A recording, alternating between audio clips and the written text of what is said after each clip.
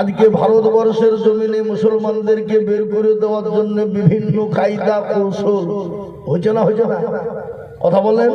কখনো মুসলমানদের মসজিদ, মাদ্রাসা, মার্কাত, খানকা, কবরস্থান, ঈদগাহ কেড়ে নিতে চাইছে, কখনো ওয়াকফ সম্পত্তি কেড়ে নিতে চাইছে, আবার কখনো এসি কি বলে সিএ এমপিআর এনআরসি করে বাদ দিতে চাইছে।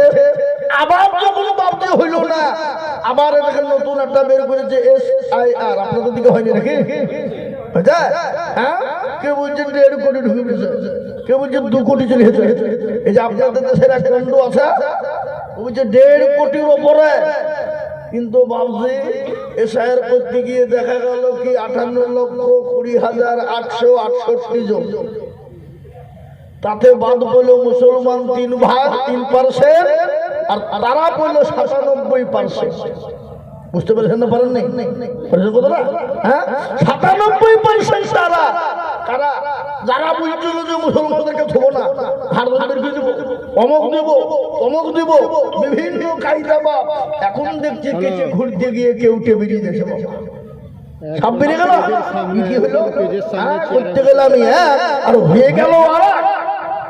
বলেন তো, সেদিন আপনাদের এই তমলুক, এটা আপনাদের তমলুক লোকসভা তো নাকি? খাটাল লোকসভা দেবে।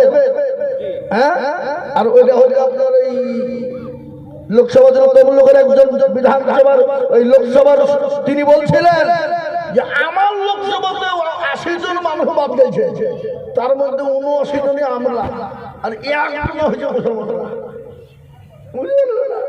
এই যে 97% বাপ আল্লাহ আল্লাহ, কিন্তু যে 3% সেটা বাদ গেছে ভাবছি ওদেরও কাগজ আছে।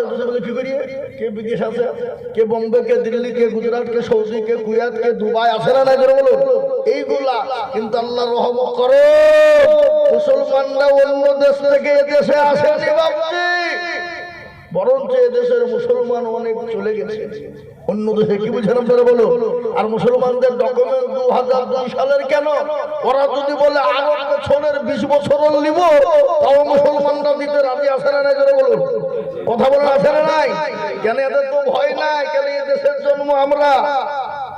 যদি বলে ওয়াদিও নেব না, তোদের দাদা, তোদের দাদা, তার দাদা, তার দাদা, অমুক দাদা, ভোট দাদা, আরো 10 পিঢ়ি 20 পিঢ়ির আগের লোক দেখা। আমি আপনাদেরকে কথা বলে দিই, যারা আমাদেরকে ছেড়ে চলে গেছে বাবা, তাদেরকে তো মাটি তো আমরা এই দেশে দিয়েছে না, দিইনি? কথা বলেন না কেন? হ্যাঁ, তাদের মাংস গুলা পচে গেছে, কিন্তু হাড় তো পচে না। হাড় গুলাকে তুলে নিয়ে যদি DNA দিয়ে দিই কি হবে?